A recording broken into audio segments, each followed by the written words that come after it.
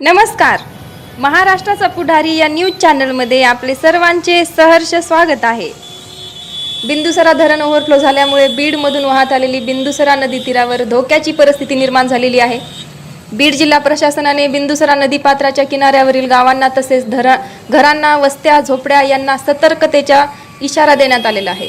शहरालगतच्या सुभाष रोड ते पेडबीड मार्ग जोडणाऱ्या पुलावरही पोलीस बंदोबस्त तैनात करण्यात आलेला आहे.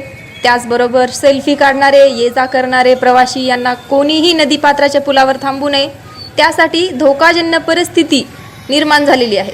मागील 5 दिवसाच्या सततधार अतिवृष्टीमुळे नदीपात्राच्या बाजूची सर्व पिके, घरे पाण्याखाली गेल्याची माहिती सूत्राकडून मिळते. बीड जिल्ह्यासह परभणी, धाराशिव, लातूर, जालना, नांदेड संपूर्ण मराठवाड्यामध्ये या अतिवृष्टीमुळे सर्व नद्यांना पूर परिस्थिती निर्माण झालेली आहे. अनेक गावांचा संपर्क तुटलेला आहे. घरातील खाद्यान्न जलमय झालेले आहे. विद्यार्थ्यांचे शालेय साहित्य, पुस्तके हे पाण्यात वाहून गेले आहेत.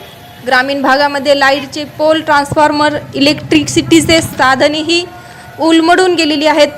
पूर्णपणे लाईटची सुविधा बंद झालेली आहे. गाव, वस्त्या, तांडे यांचाही संपर्क तुटल्यामुळे मूलभूत साधन सामग्रीचा तुटवडा निर्माण झाल्याने जगावे की मरावे हा प्रश्न निर्माण झालेला आहे. पुराच्या पाण्याने व सततधार अतिवृष्टीमुळे कोणाची घरे वाहून गेलेत, कोणाची घरे पडलेत, तर कोणाचे पशुधन वाहून गेलेत. शेतजमिनीमध्ये तलावजन्य परिस्थिती निर्माण झालेली आहे. गोरगरिबांच्या फक्त पत्र्यातून, छतातून पाणी टपकत नाही, तर त्यांच्या दुःख, वेदना हृदयापासून डोळ्यापर्यंत ओसंडून वाहत आहेत.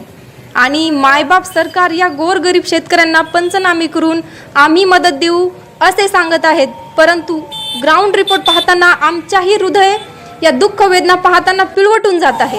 म्हणून प्रशासनाला व सरकारला महाराष्ट्राच्या पुढारीवरून विनंती करण्यात येते की या जनसामान्यांची, त्यांच्या वेदनांची हृदय हाक शासनाने ऐकावी आणि सर्व शेतकऱ्यांना सरसकट कर्जमाफी द्यावी. एकरी 50,000 रुपये देऊन त्यांना तात्काळ मदत देण्यात यावी. आपल्या लोकप्रिय चॅनलला लाईक व सबस्क्राईब करा. धन्यवाद.